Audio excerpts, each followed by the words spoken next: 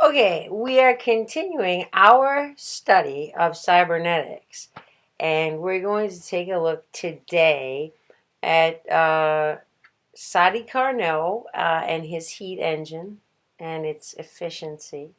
Also, we're going to look a little bit at Ampere just as a contextual thing, and I'll look at an English guy named Trevetick who was working on steam engines. One moment. I don't want to be disturbed. And I think that what we want to do, we're trying to understand the context of Norbert Wiener's book, Cybernetics, Control and Communication. And in chapter 2 of that book, Wiener talks a lot about statistical mechanics. And in order to understand his discussions of statistical mechanics, which are very mathematical, you have to kind of go back to the origins of thermodynamics. And they go back to Sadi Carnot. And I just want to recommend this book to you. It's called Reflections on the Moving Power of Fire and upon Machines which are proper to developing this power. It's in French. The reason I bought it in French so that I could understand his thought process as much as I could. And it's very interesting to see how he kind of prefaces his whole discussion of this heat engine by noticing that the English were developing ways of using steam that were allowing them to rush past other European countries of the period in their industrial revolution. And of course, we had seen that Sadi Carnot's father was crushed by the defeat of Napoleon and the defeat of Napoleon by the British, and believing that this had to do with their industrial prowess. And so Sadi was, I won't say he was inflamed with jealousy, but he definitely wanted to plumb the depths of what was going on in England. And so he began to study the most efficient way of using heat to do work, and then using work to get heat. And I'm not a physicist at all. But it's very interesting to see the development of these people intellectually. There's another book, as I mentioned. This is an essay by André-Marie Ampère. He's known as the father of electrodynamics or electromagnetics or whatever there. But he was trying to take all the sciences and put them in a list and kind of categorize them according to their significant aspect. And it was kind of a precursor to Wiener, because Wiener is trying to say, hey, let's not be so specialized in our applications of these things. And I think, again, if you take a look at this book by Ampère, you can see that philosophy and science have always gone hand in hand.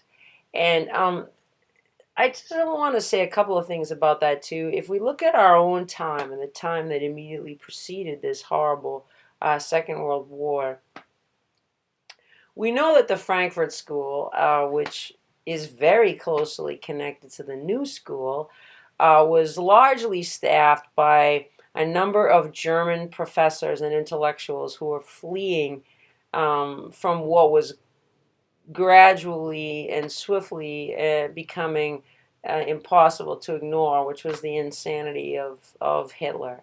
And some of them got out, and some of them unfortunately did not. But the many who did come to the United States and try to influence the world in another direction and use their proficiency in science and philosophy and sociology, all those things, to do that. So we have this Frankfurt School, all these German intellectuals, and Wiener, of course, he was born here and grew up here and actually went to Harvard when he was 11 years old. But he was in that same vein. He was a Jew, extremely well educated, his father as well. Um, and so we kind of see this group of German intellectuals here. But there were some who were in Europe and did not leave. And I'm thinking especially of Edmund Husserl. And the reason that I bring Husserl up is because he was studying mathematics as a foundation of what we now know as phenomenology. And if you go back to Wiener's analysis and his analysis of the, say, past 5 millennia, I don't know what you want to call it, but of looking at the stars and thinking about God and the immutability and the perfection of those things. Science and math and philosophy used to be the same thing almost. It was something very, very different from what we have now. So I think it's advantageous when you look at the history and the development of the cybernetic technique, if you want to call it that, or the cybernetic way of looking at politics and science and how do they kind of mesh together. To look at the development of individual philosopher mathematicians and also groups, schools of thought, and how they impacted each other. And we have seen the Plato. We took a look at Plato. We took a look at the Polish Messianic movement. Now we looked at the French. The French were envious of the English. And I just want to mention also this individual here, Richard Trevetick. This is a Wikipedia article. But I want to talk about it because, believe it or not, I believe that a descendant of Richard Trevetick is a friend of my family. Okay? And why do they know him? My mom and my sister were in a German class, believe it or not, where they ran into this attorney that they knew common people or something like that. And it turns out that Trevetick is going to Cornwall for a vacation. And I just happened to see his name in the Sadi Carnot book as one of these luminaries of the English steam engine school, and its practical applications. Richard Trevetick was a businessman, and he was trying to promote his steam train. And we all have that picture in our mind of the horse, and the horse-drawn train and the steam train. And Trevetick was one of those people. And so knowing there's a man in my town, or not far from my town, that actually is a descendant of this guy, and he's going to Cornwall where there's a museum dedicated to this engine, this steam engine, and it's just an amazing thing. Life in the world is a lot smaller than we think.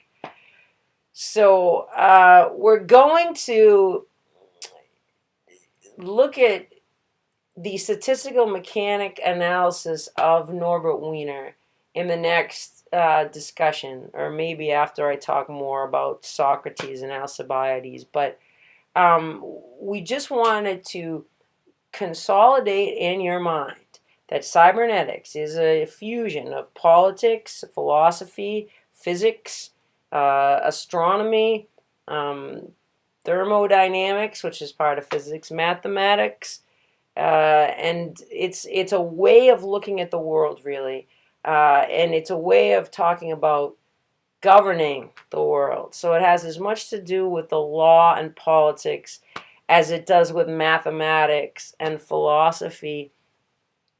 And that's where Norbert Wiener was coming from. He was a man of many talents and a very compassionate man. And that is why he was not involved in the Manhattan Project. He was actually manic depressive, I guess. He was so upset about what was happening. So as we are preparing to look at his discussion of statistical mechanics and Carnot's equation, I just wanted to give you a little history there of Carnot, Ampere, and Trevetick, the personal touch, and why this was happening. It was happening because Military prowess was the thing people were striving for. So hopefully we can shift that paradigm and say, hey, you know what, we're not going to be motivated by, I want to take away your one and have two. We're going to be motivated by the mathematical perfection of 1 plus 1 equals 2. And that's something we can all share, a la Husserl. So if we can come together under the aegis of the perfections of the mathematical system that we've been given, uh, we can do a lot to advance the cause of love and peace and harmony and eternity. Okay? Thank you.